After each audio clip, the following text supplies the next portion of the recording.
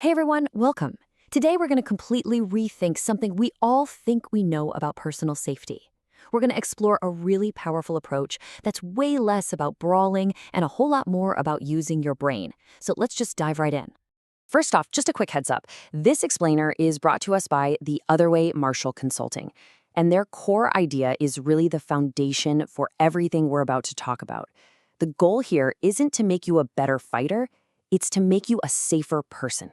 And trust me, that one little distinction changes, well, everything. So I want you to picture this. You're just walking down the street, minding your own business, and bam, someone steps right into your path, and they are shouting, super aggressive. Your heart starts pounding, right? Your mind kind of goes blank. It's a terrifying moment. But how you react in that very first second, that's what it's all about. And that brings us right to our first section, the fight or freeze problem. We've got to understand our own hardwired instincts because a lot of the time, they are not helping us out. See, this is what happens to pretty much everyone. When we're under that kind of intense stress, our brain just hits a switch. We either lash out and fight, or we just freeze. It's a survival thing, from way back when. But in a modern conflict, it can be the absolute worst thing to do. It just shuts down your ability to think clearly. So just look at the contrast here. On the left, that's the destructive mentality. It's all emotion, it's reactive, and it's basically a bet that you're stronger or faster than the other guy. But on the right, that's the strategic mentality. It's calm, it's analytical, and it is laser focused on one thing and one thing only. What is the fastest way for me to be safe? It's not about being stronger, it's about being smarter. So how do we actually get there? How do we make that switch? Well, that brings us to our next section, where we're going to unpack this whole new way of thinking your way to safety. The system we're looking at is called Kyo-Jitsu Ryu, which you can think of as the school of passive resistance. And the core idea is so simple, but it is revolutionary. A physical confrontation isn't just a brawl to be won with brute force. It's a strategy problem, like a game of chess, that needs to be solved. Okay, let's break down this idea of Kyo and Jitsu, because it's a really cool concept. Think of Jitsu as committed strength. Imagine a bull charging straight at you. All that forward momentum, that's its Jitsu. Now, Kyo is the weakness that the strength creates. You don't try to stop the bull head on, right? No way. You just step aside. And in that moment, you're not fighting its strength. You're using its own committed energy to create an escape. You literally turn their biggest weapon into their biggest weakness.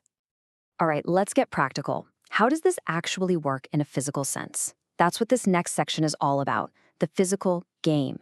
And the key is redirecting force, not trying to meet it head-on.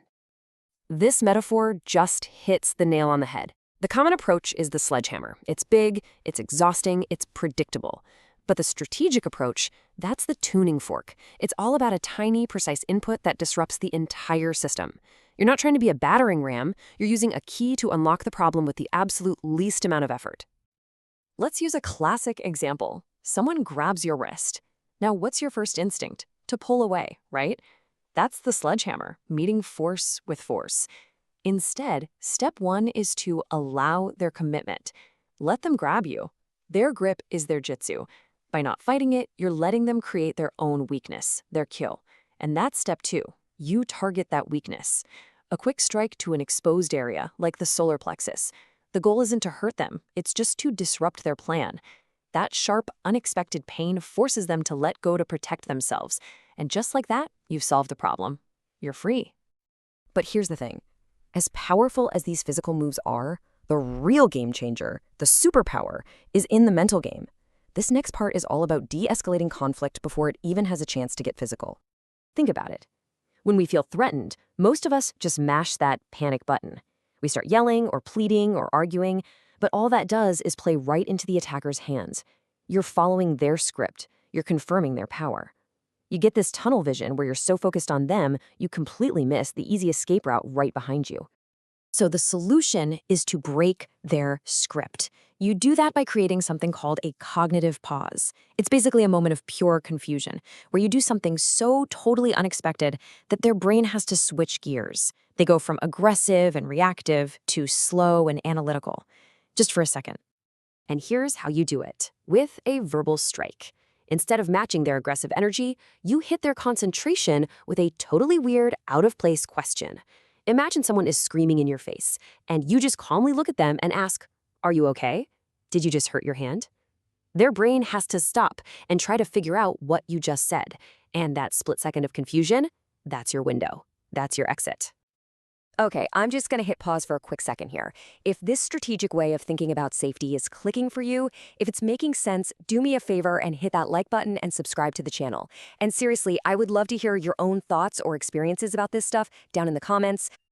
And hey, if you want to go even deeper with this, The Other Way Martial Consulting, the folks who brought us this material, they actually offer one-on-one coaching to help you build a safety plan that is tailor-made for your life. The link for that is right down in the description. All right, so let's zoom out now and look at the real big picture, because this isn't just about what to do in one scary moment. It's about becoming a personal safety strategist in your everyday life. This shift in mindset is so important. Look at the fighter. Their goal is to win, to harm, but that comes with huge risks, even legal trouble. Now look at the strategist. Their goal is just to be safe. That's it. They solve the immediate problem, the threat, using only the bare minimum force needed to create an exit and get away. And that idea of proportionality, that's your protection, physically and legally. Now, this doesn't mean you can't defend yourself with everything you've got if your life is on the line. Of course you can. But a strategist does it with clarity, not with blind panic. The ultimate goal, which is captured so well by the concept of Wu Wei, is basically effortless action. It's about getting back to a state of peace with the least amount of friction and drama possible. So if you're going to take anything away from this today, let it be these 3 principles. Number 1, your goal is an exit, not a victory, always. Number 2, let their strength become their weakness. Don't ever meet force with force. And number 3, break their script. Use your words, do something unexpected, and create that moment of pause you need to get away.